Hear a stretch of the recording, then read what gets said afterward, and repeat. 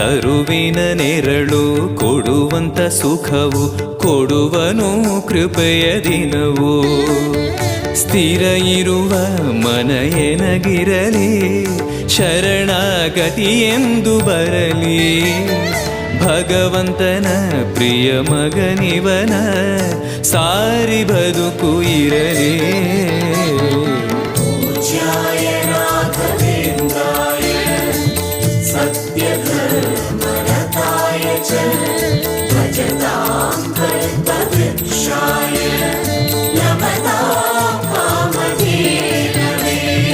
ಆಲಯವೆಂದರೆ ಮಂತ್ರಾಲಯವೇ ಬೇರೆ ನಾ ಅರಿಯಲಾರೆ.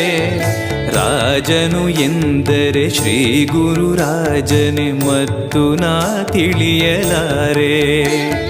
ಆಲಯವೆಂದರೆ ಮಂತ್ರಾಲಯವೇ ಬೇರೆ ನಾ ಅರಿಯಲಾರೆ. ರಾಜನು ಎಂದರೆ ಶ್ರೀ ಗುರು ರಾಜನೇ ಮತ್ತು ನಾ ತಿಳಿಯಲಾರೆ.